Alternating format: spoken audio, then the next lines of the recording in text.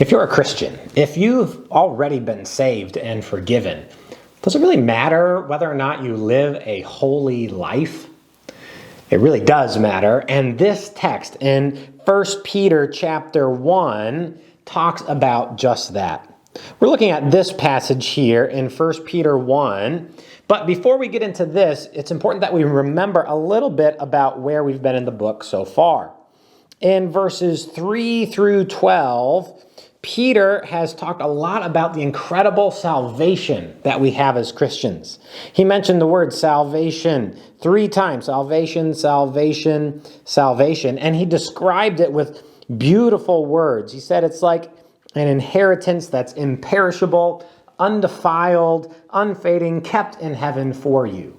And since you've been saved, that's the fuel that you need to endure different trials in this life.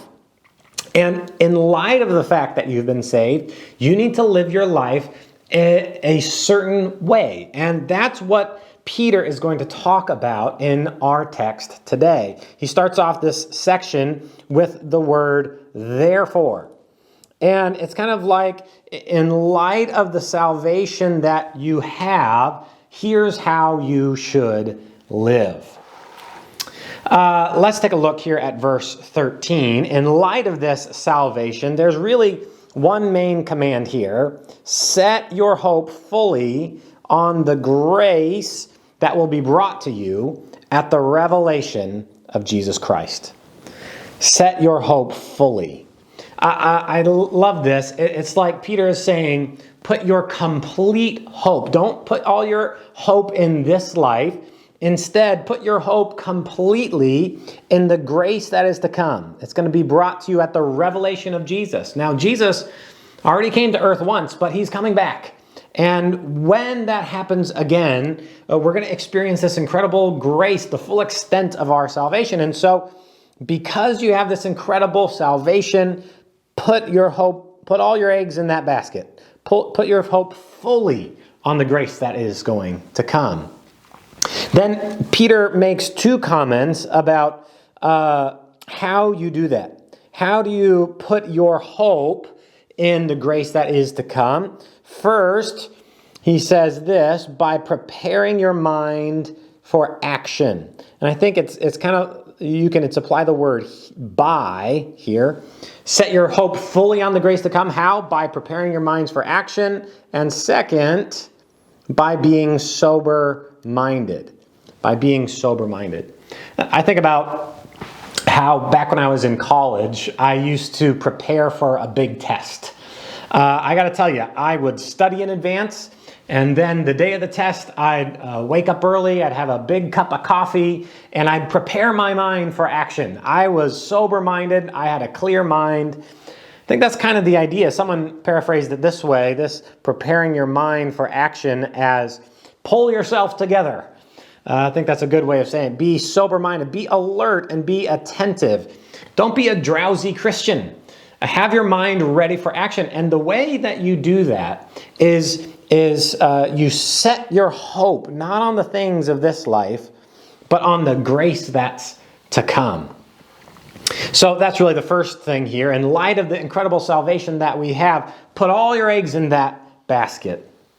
Now, let me show you a little bit about the structure of the next couple verses here. Verses 14 to 19. Here's how it's structured. Really what you have are commands and then the reasons for those commands. So in verses 14 to 15, you have command number 1. But then in verse 16, you have the reason for obeying that command. And then that pattern kind of repeats itself. In verses 17 here, in verse 17, you get another command. And then verses 18 and 19, it gives you why you should obey that command. So did you get the pattern here? Do this, and here's why. Do this, and here's why. Let's look at the first command in verse 14. So it says this, as obedient children, do not be conformed to the passions of your former ignorance, But as he who called you is holy, you also be holy in all of your conduct. Since it's written, you shall be holy, for I am holy. Okay, notice the pattern here. There's a pattern of don't do this, instead do that. So watch how this works out here. As obedient children, do not be conformed to the passions of your former ignorance, but you also be holy in all of your conduct. So do you get the pattern here? Don't do this. Don't do this, but instead do this. That's the idea. First, let's talk about the do not. Do not be conformed to the passions of your former ignorance. You know, the truth is, before someone becomes a Christian, they live their life in ignorance. They don't know the truth about Jesus. They don't believe the truth about Jesus. And so they're controlled by their passions. And so Peter says, listen, an obedient child does not live like this. They're not conformed to their lusts, to their passions. Instead, since you're obedient children, here's what you're to do. You shall be holy in all your conduct. In other words, if you're a Christian, does it matter that you live your life in obedience, in a holy life? Yes, it does. That's what an obedient child does. And you kind of see the command here, but then you get the reason for the command. The reason for the command is, why should you be holy? It's because that's what God is like. Since it is written, you shall be holy, for I am holy. A good child wants to imitate his father. And so Peter is saying, be obedient children and try to imitate your father. If you want to be Christ-like, if you want to follow after God, then you try to imitate who God is. And God is a holy God. And so because of that, it matters that we try to imitate him and follow him and serve him. So there's the command. The first command here is, here's how you should act. Not being conformed, but being holy. And then there's the reason given here. It's because God is holy. Okay, now let's look at the second command. It says this, and if you call on him as Father, who judges impartially according to each one's deeds, here's really the command here, conduct yourselves with fear throughout the time of your exile. Okay, so this is the heart of the command right here. Conduct yourselves with fear throughout the time of your exile. Let's talk about the word exile. Perhaps you remember that Peter has already addressed the Christians as exiles. He says, to those who are elect, exiles.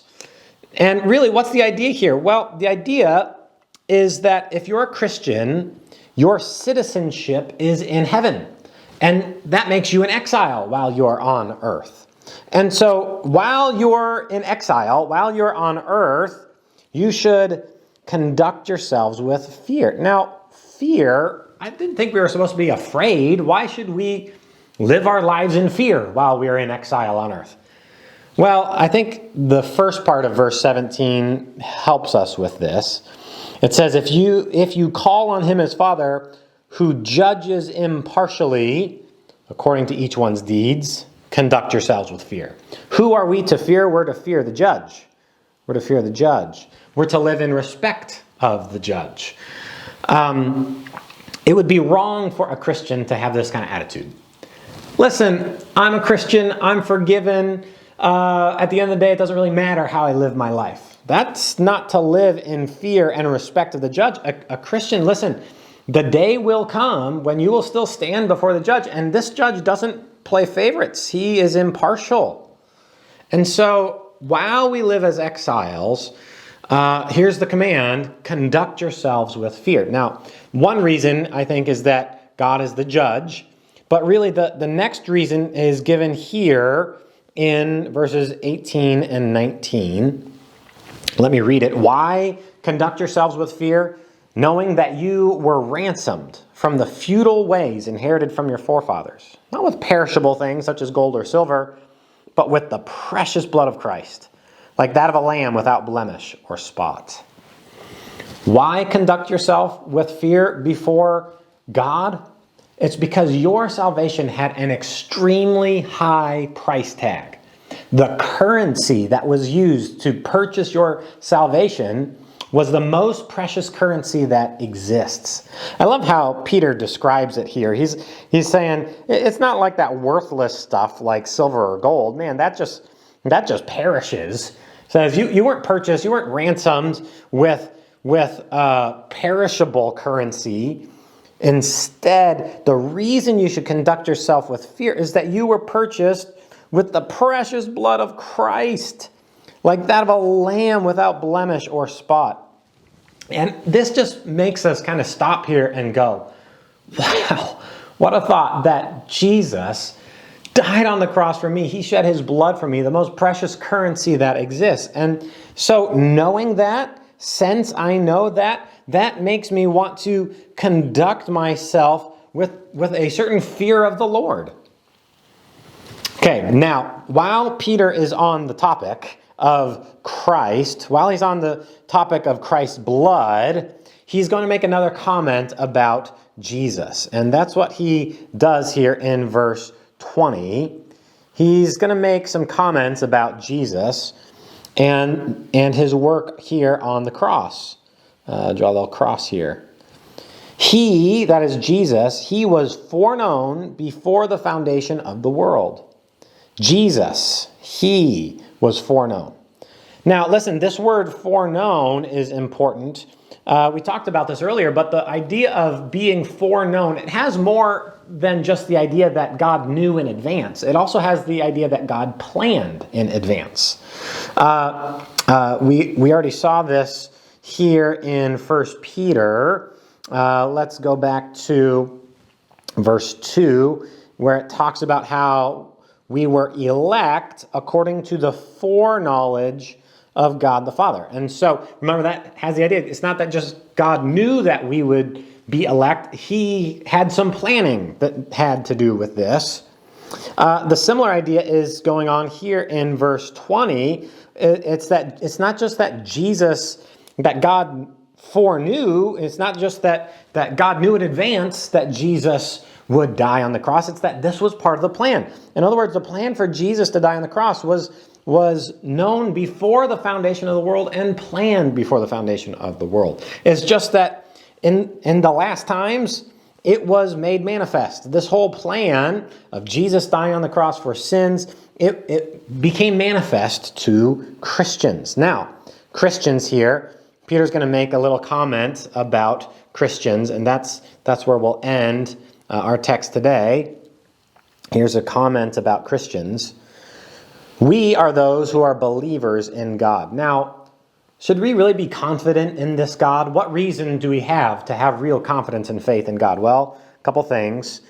God is the one who raised Jesus from the dead, and he's the one who gave him glory. And so our faith and our hope is well placed in God because he raised Jesus from the dead and gave him glory. And so we can have full confidence that we're trusting in the right one.